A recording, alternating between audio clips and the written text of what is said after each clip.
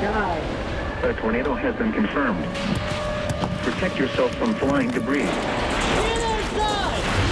The weather. An uncontrollable force. Unlocking life. And unleashing chaos. As our planet heats up, the weather is getting more extreme. Oh my God! More terrifying. That is insane. We're gonna lose everything. And even more catastrophic. God damn it, go! With incredible self-shot footage. Golf ball sign failed! It seemed like a war zone. From the front line of fear. The heat and the smoke, it was so intense. We witness firsthand. You can't stop the water. Water is the strongest force we have on Earth. The wrath of Mother Nature. Do you see flames from where you are right now? In every direction, yes. Large tornado! From twisted tales of terror. It looked like a bomb went off. Earth-shattering natural disasters. We didn't have time to get out. We felt a huge earthquake. And stories of sheer destruction. It was sad. Like I've never seen the devastation with my own eyes. We meet the people who have stared death in the face. I was under the water and fighting for my life. Absolutely crazy. Oh my God! Oh my God, oh my God. And survive the full force of the world's deadliest weather.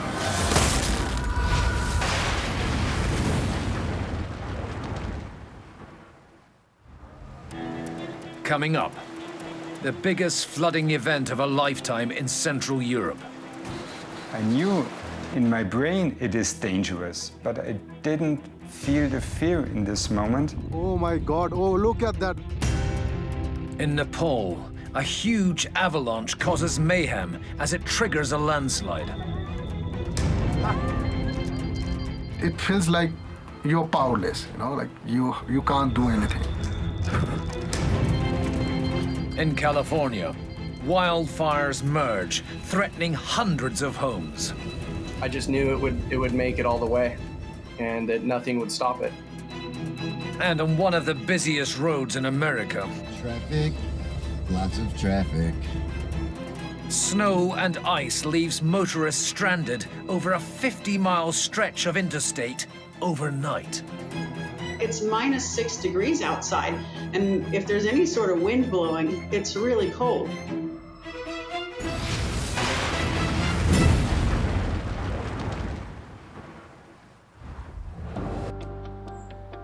The town of Hallein in Austria, stretching along the Salzach River. Dominated by the church tower, home to 20,000 people. Just south of Salzburg, close to the border of Germany in the shadow of the Untersberg Massif.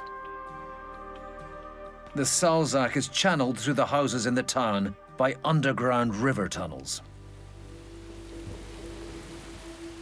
In the summer of 2021, lives change forever.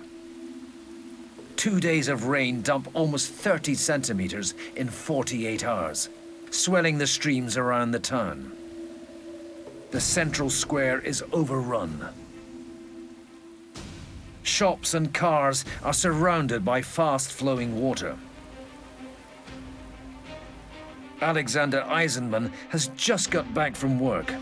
My wife looked out of the window and shouted, "Dear, the flood is coming." And I also looked out and I ran down and the flood was already half a meter high. There's little he can do. It was so fast, there was really minutes to react. Alexander's neighbor, Melina Eva Grobbar, is clambering to safety.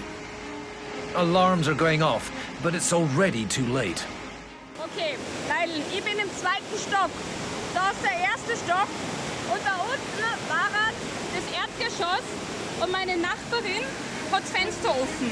Jetzt druckt das Wasser uns ins Erdgeschoss durch ihre Wohnung rein.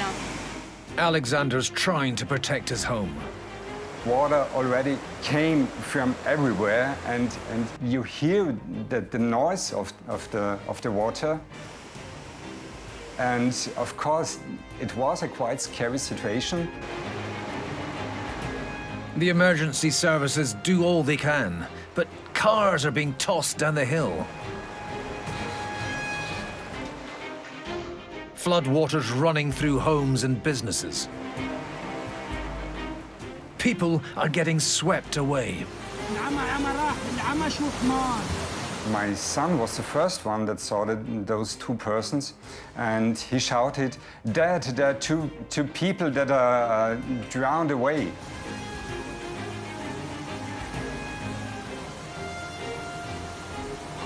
Alex dives into the rescue. I jump into the flood, and what I didn't realize at that moment, though, that those two persons were my neighbors. I knew them, but in the excitement and in the water, I didn't recognize them. Water is crashing down the hills, pushing them towards the underground river system.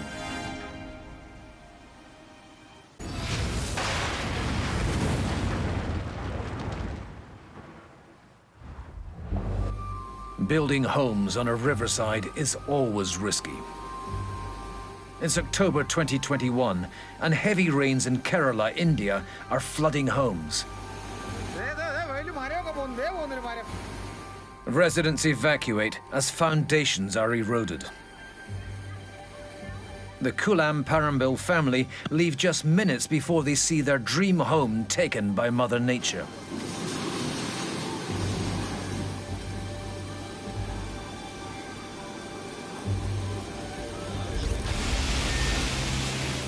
In China, just as much damage as the rivers overflow into the main high street. 2 hours of rain in Shaanxi province caused flash flooding, hurtling 1-ton vehicles at pace towards buildings.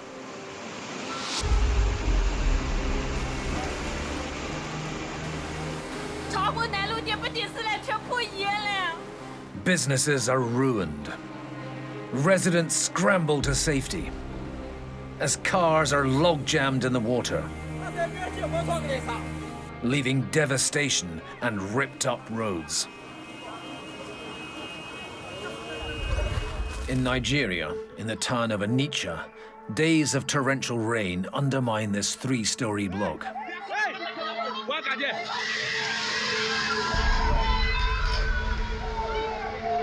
The last residents have only just left the building. Amazingly, no one was injured. Back in Europe, in Hallein, Austria, the town is submerged. Floodwaters causing havoc. Alexander Eisenman is trying to save his neighbor. There wasn't much time to think very much.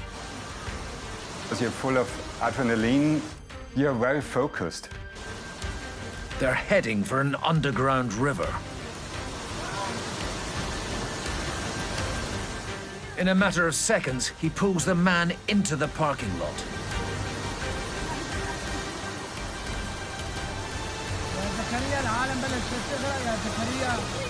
Alex and his neighbors are safe, avoiding the hole where the river goes underground.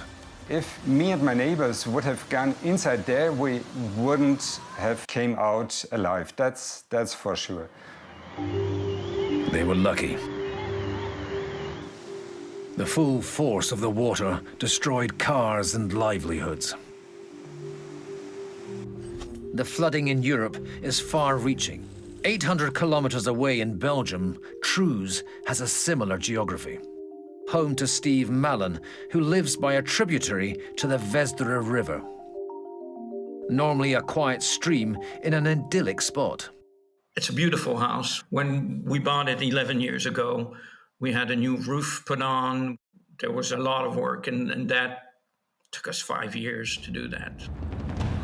It's July, but the balmy summer turns into an unexpected deluge. I took a walk around in the neighborhood, and there were puddles here and there. But by Wednesday, the river had risen quite a bit. In a matter of hours, the town is overrun by the river overflowing. The river forced the front door open, broke the garden door, and just started rising. By 10 o'clock, it was 2 meters high inside the ground floor. There's nothing Steve can do to stop the force of nature. The river was just flowing through the house. Things would start hitting the walls and hitting the doors. Just took all the furniture. The river emptied the house. So I just sat on the stairs, hoping for the water to stop rising. For 2 days, I lived off of a half cherry pie and a vase full of water. Upriver, all around Liège, the water is taking communities apart. Builders' skips are carried away. I'm just wondering, when's it gonna stop? Is it gonna go any higher? Floodwaters continuing to cause widespread chaos. In the Liège suburb of Vaux-sous-Chèvremont, a tributary to the river Meuse has overtaken the center of town. A group of houses is on fire. Roofs have collapsed, and despite the flooding, the flames are spreading to surrounding buildings. No one knows if anyone's left inside.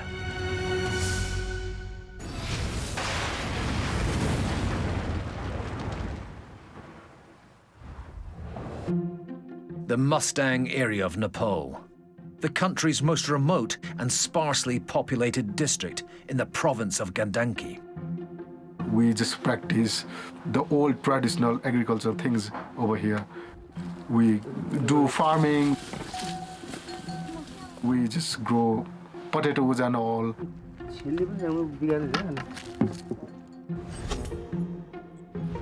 The village of Thasang is home to Samir Singh Bista. We grow apples, we have cow, we have goats, we have yaks. The area has traditionally been the coldest in Nepal.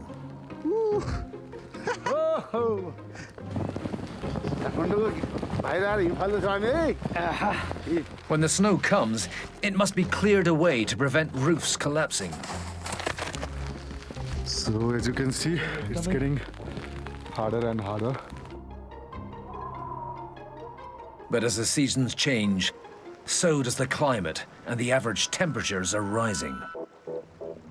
22 years back, they used to cover the whole body with blankets made by some goats, but nowadays it's really, really hot.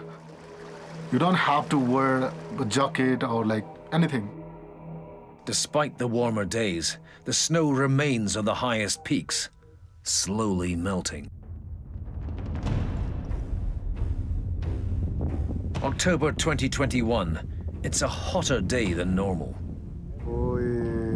I think because of hot days, the snow gets melted rapidly. Oh my God, oh look at that, oh. On the other side of the valley, the snow at the top of the Tukushe Peak is in free fall. I heard a sound, so I was like, what is happening here? Oh, no. A full-scale avalanche is in progress. The more we stare, the more rapidly it starts coming toward us. At that moment, we thought the whole landslide is coming toward the village. Oh my God. The weight of the snow dislodges rocks and a huge landslide develops. We try to run as fast as we can, as far as we can. We thought like the whole landslide, stone and all, ice and all will bury us. The villagers, they just start screaming and then they just running, away from that. It was really, really bad. Samir and his family are running for their lives. Look at that! It hit the ground and then the dust and all, it was really fast. Gautam Dai! Niskine tala! It just covers the whole sky behind us. Homes and livestock are under threat. I thought like it is bury the whole village. So if we run out of the place, we will survive. Oh my God. Oh my God. I thought like we all are gonna die. Look at that. When you see death in front of you, you can't do anything.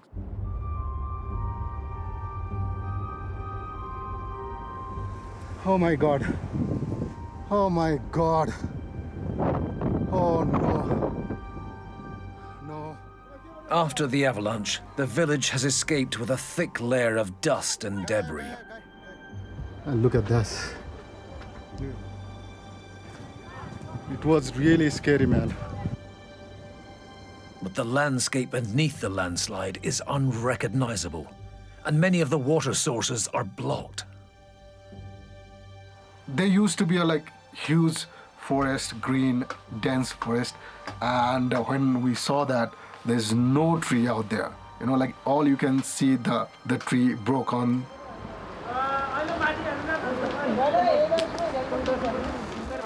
And that landslide, like the water, the stone, the ice, everything was mixed.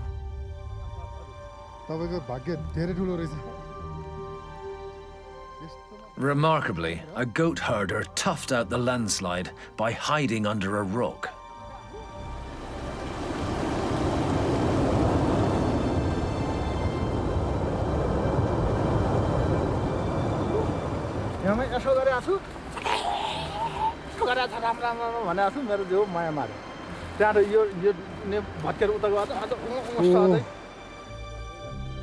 Samir and his community now live in fear that as temperatures rise, there could be another avalanche.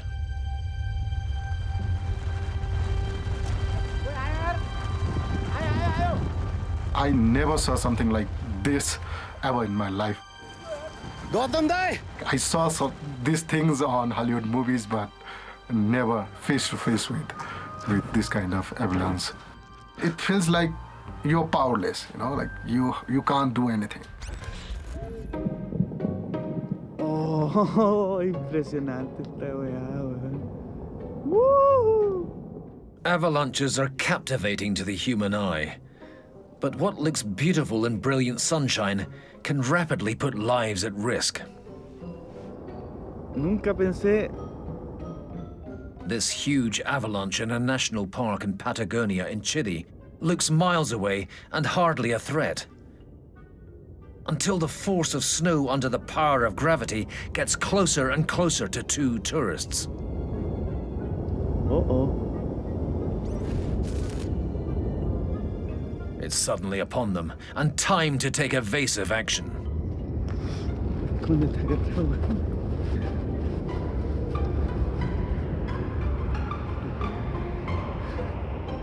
Oh, loco. Menos mal que no íbamos bajando, Consumed by clouds of snow, they still feel safe.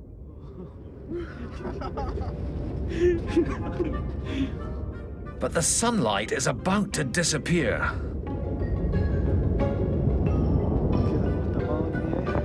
Ice and snow is dumped from above. Oh. Their footprints are buried, and they struggle to find their way back, but make it out alive.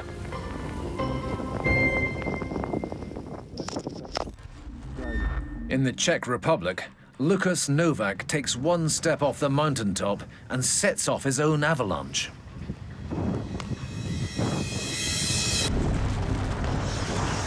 Luckily, he has an airbag on his chest. Heading for the trees, he tries to grab a branch. Finally succeeding halfway down the mountain. The airbag saved his life. Others, less well-equipped, can end up in a lot more trouble. As Will Field heads down the slopes in Les Arcs, France, he comes across a woman buried head down in the snow. Daisy, just stay calm, stay calm. Daisy, stay calm. Don't move, I'm digging you out. Luckily, Will has a shovel. He and his friend try to save her life.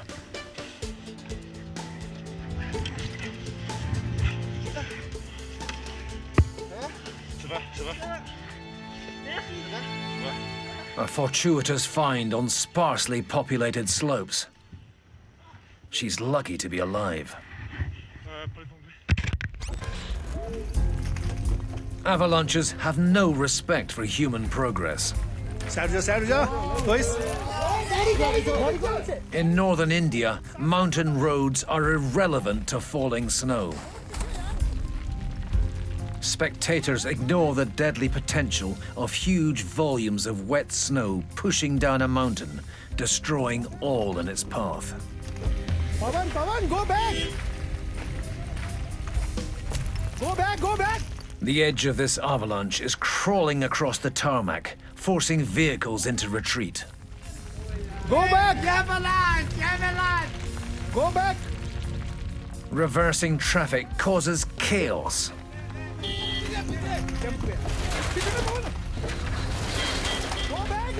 Swallowing up abandoned vehicles. On the edge of oblivion.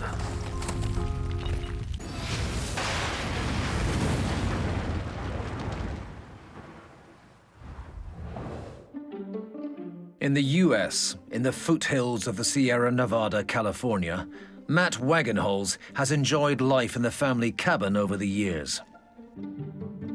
It's just about getting out into nature and spending time with the family. We've absolutely glorious weather.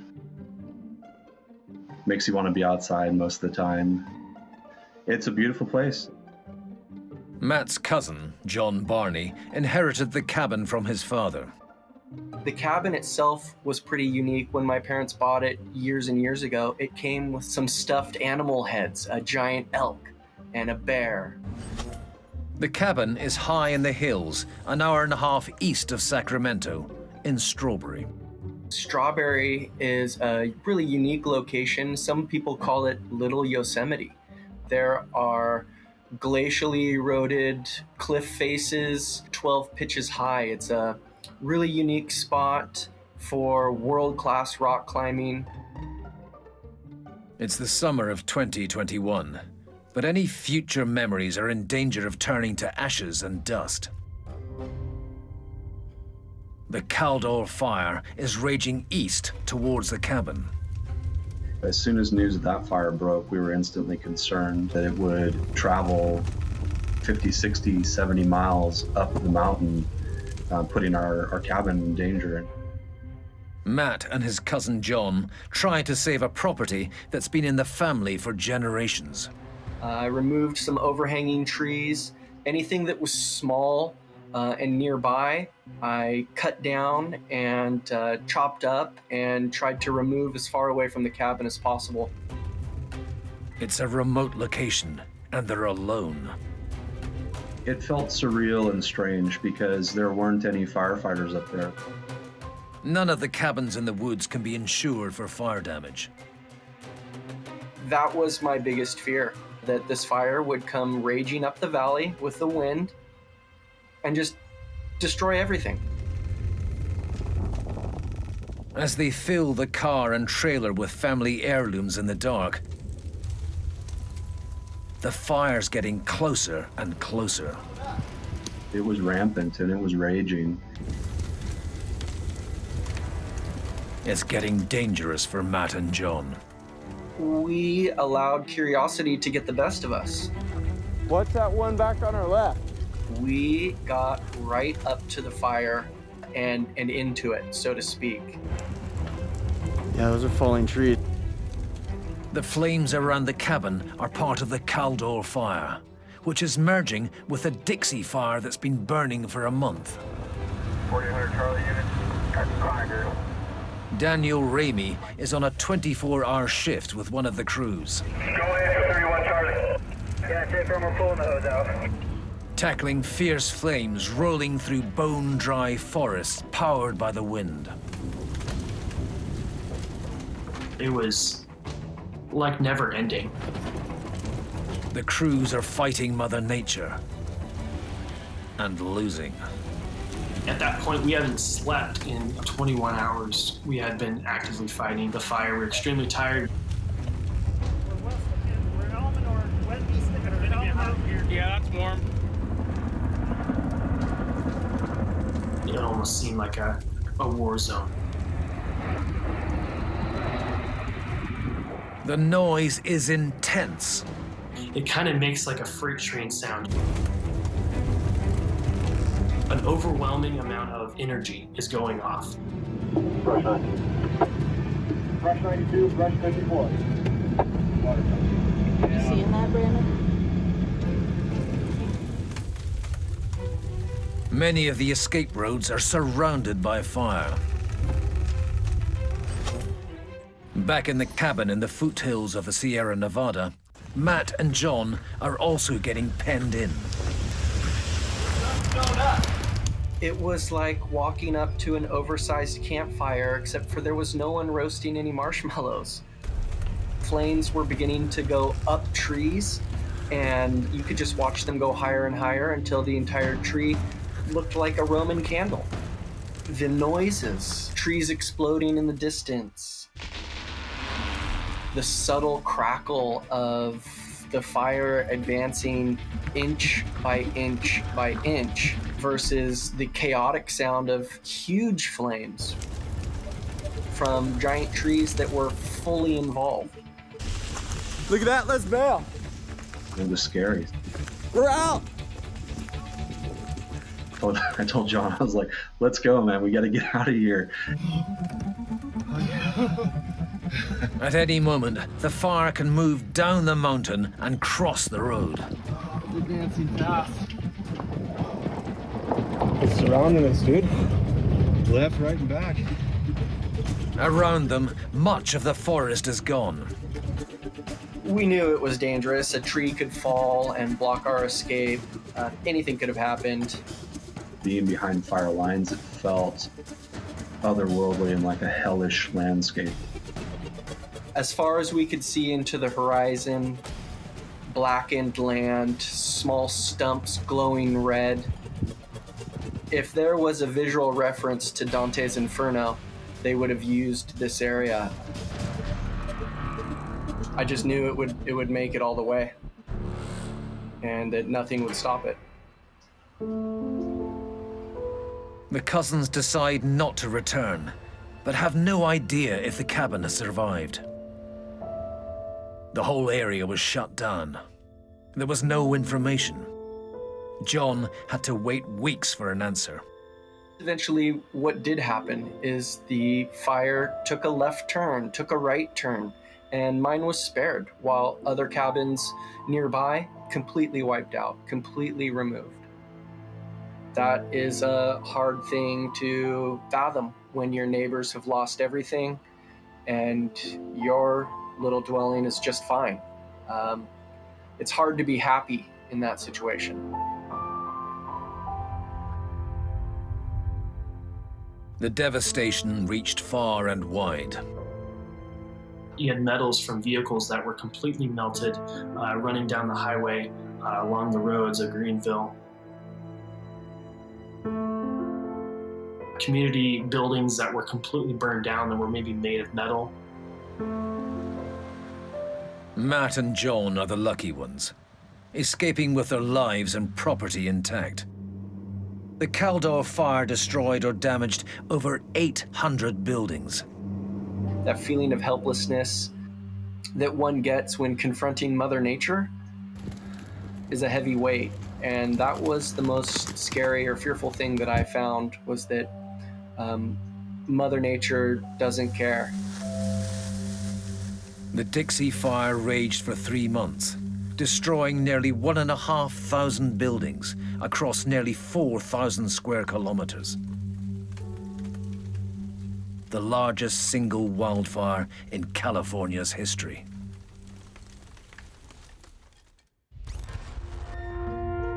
Some of the world's weirdest weather can appear threatening and deadly, but is far from it. These rare mammatus clouds form on the edge of anvil clouds after a thunderstorm, witnessed by Dennis Taylor, who waited 64 years to see them. This is amazing. Wow. Other cloudy lumps can be closer to Earth.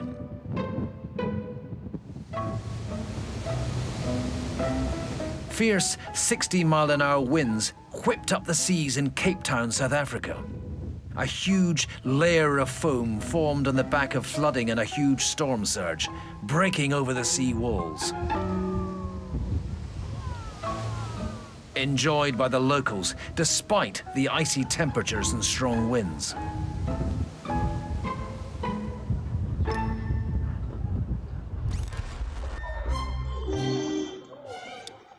Less fun in India, where days of rain cause the Vigay river levels to rise so high they mix with wastewater in nearby ponds. Baby foambergs reaching town and blocking up bridges. A combination of the weather and pollution creating a toxic monster foam creeping over roads.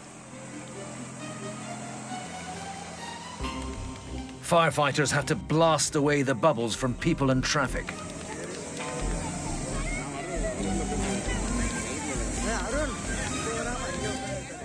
But the most intense riverborne danger can be ice. In Cedar Falls, Iowa, spring melting on the Cedar River is pushing giant lumps of broken ice towards Leslie Knox's house.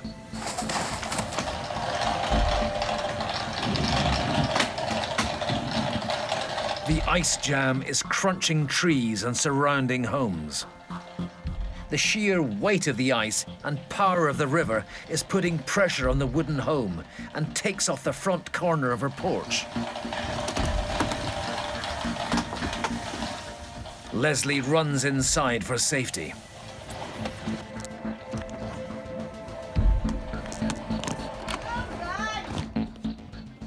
Oh my God! It took out the front corner of the house. God, it could be breaking windows. Oh my God, Dad! Monster ice continues to pile up outside, but Leslie and family survive. The house, though, needs significant repairs. Back in Belgium, floodwater is continuing to rush through communities, submerging all in its path. The town of Verviers is hit hard by flooding. People are stranded on roofs. Fathers with young children cling on for dear life. The only way they can be reached is by boat. But even powerful motors are struggling against the current. Until they can get close, rescuing the children first. Those that remain do all they can to stay warm and dry while they wait to be rescued.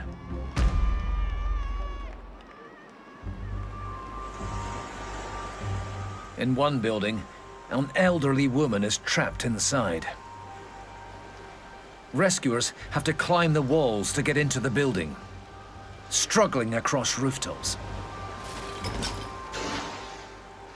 Inside, they can hear a voice, but have to smash down an internal wall.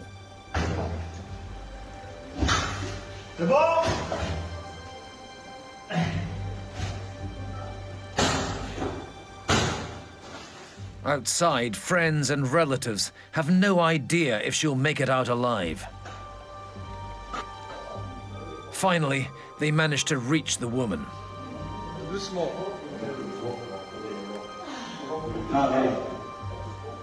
She's desperately weak, and they have to carry her to the stairs.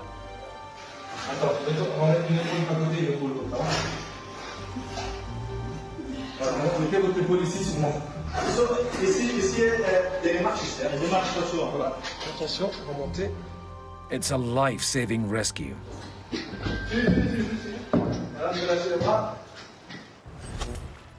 20 kilometers east in Trews, the rain has stopped. As the flood subsides, the devastation is widespread. Steve Mallon has to pick through what remains of his house. It left mud everywhere, and it was mixed with oil.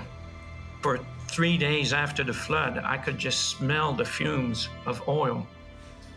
Everything looks a mess. Everything's upside down. So you work for a couple hours, and then you cry for 15 minutes. And then you work for a couple hours and cry for 15 minutes. I always knew nature could be very violent. I just didn't think it was going to be here.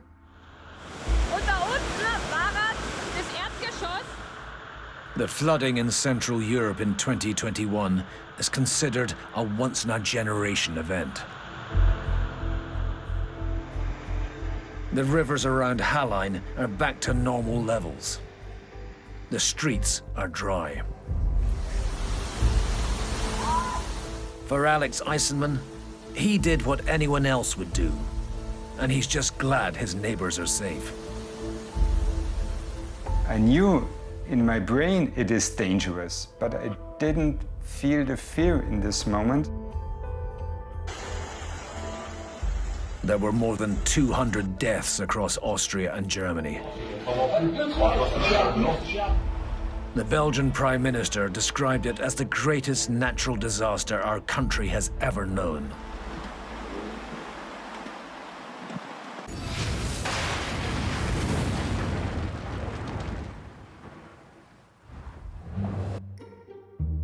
It's January 2022, and the east coast of America is hit by Storm Gale. Heavy snows covering the state of Virginia. In Fredericksburg, people are trying to get home after celebrating New Year. Susan Phelan has spent time with her father and needs to get back. But Storm Gale is in full swing. Gusts of over 60 miles per hour with whiteout conditions. By 8 in the morning, it was sleeting. And then the sleet turned to snow, and by 2 o'clock in the afternoon, we had a good 12 or 14 inches of snow on the ground in Fredericksburg. Heavy snow has cut the power to her dad's house, but there's a break in the storm, and Susan decides to dig her way out. By the time the snow had stopped and the sun came out, I thought, well, if I could shovel the car out of here and get to the interstate, it'll be easy peasy to get home. Home is 60 miles north in Alexandria. Normally a 90-minute journey via the I-95. But it's now 8 p.m. and the early back roads are treacherous. I thought if I could just get to the interstate, I'll be fine. There's going to be a lot of trees down because it was a real heavy, wet snow and stuck to the branches and was tearing the branches down.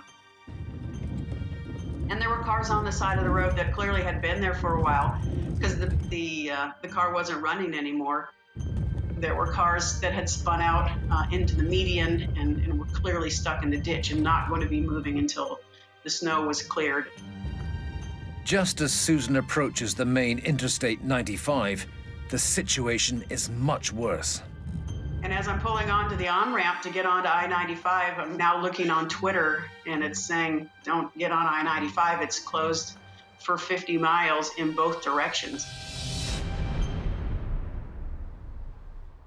Todd Gerstlin is also trying to escape the snow. by heading south for a holiday with his wife and 4 boys. They're traveling from Rochester, New York, down to Outer Banks in North Carolina. I did hear rumblings of a storm coming through, even around in upstate New York area. So when I looked on the map, I already saw like redness on where it was starting to get backed up on there, like a storm warning. But they're unaware of the huge buildup of snow on the main Interstate 95, causing accidents and slowing traffic. We were halfway there for sunshine, and then all of a sudden, instead of sunshine, it was brake lights for hours. They're stuck in snow on the I-95 with queues for 50 miles going north and south. So I was like, oh boy, we might be in this for the long haul. All night, nothing's moving. Susan Phelan's on her own with 4 dogs. It was really cold that night. If it had still been snowing, it would have been a lot scarier. This story was happening in the middle of the night. Everybody's stuck there, sleeping out there. It's -6 degrees outside, and if there's any sort of wind blowing, it's really cold. Todd's family are running out of food and water, breathing in the fumes from the lorries. Either side of the interstate, the Virginia suburbs around Fredericksburg are under a blanket of 14 inches of snow, blown around by high winds. Back on the I-95, static traffic is tailing back for miles. People are trapped and doing all they can to stay alive. We're talking for a majority of 24 hours, we were stuck in the same spot.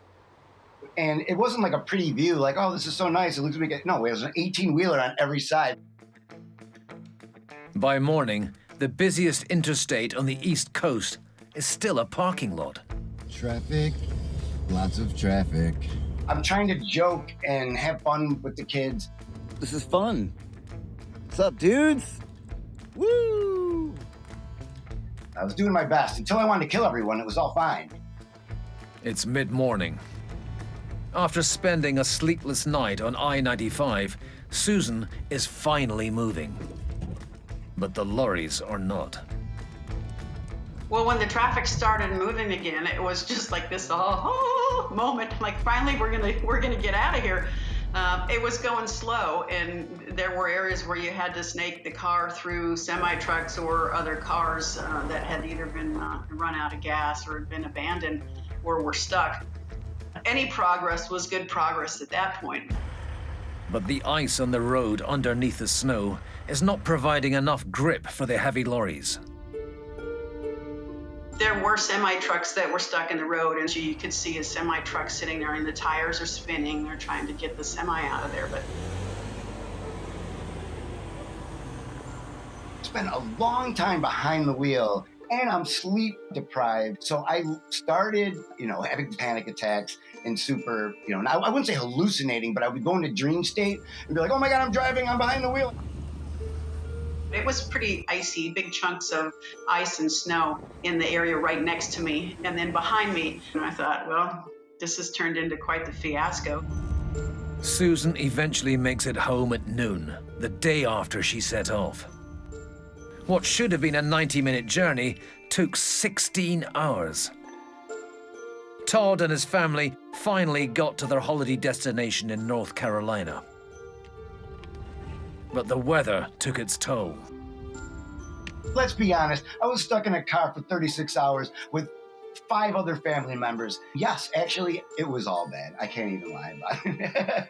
It was pretty awful. A week later, Todd and his family can't face the drive home and decide to fly back to Rochester.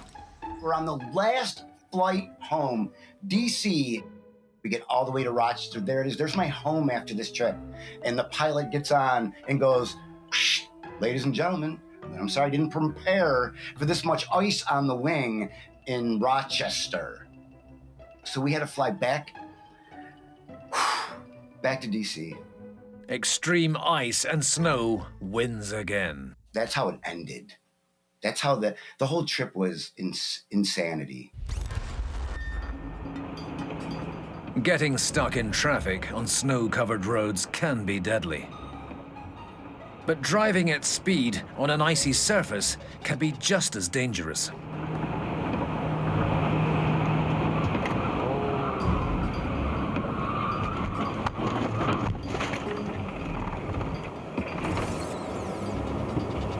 I just witnessed an accident. Luckily, no one was injured.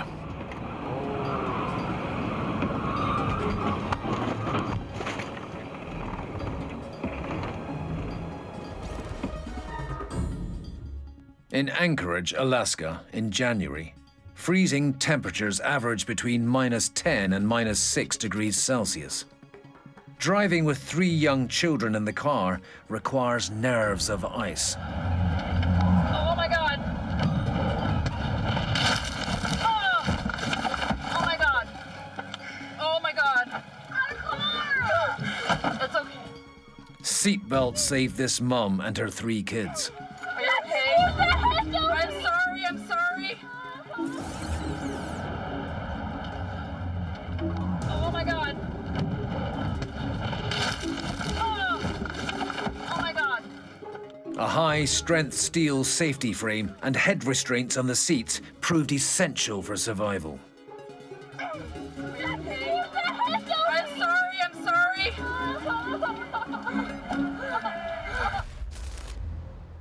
Driving on ice at night needs even more control. In Russia, these 2 are making their way home, oblivious to the 2 cars heading straight for each other. A very close escape. If they were walking any slower, they wouldn't be around to tell their story.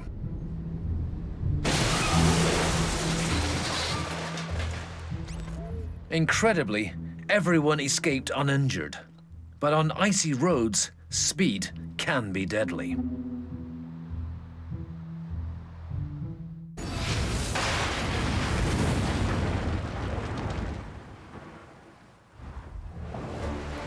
In this episode, we have witnessed a once-in-a-lifetime flooding event in Europe. We've learned that in Nepal, you can survive a giant avalanche. Oh my God. And we've seen that wildfires have a life of their own. We're out. And next time, there will be more stories. Because deadly weather stops for no one.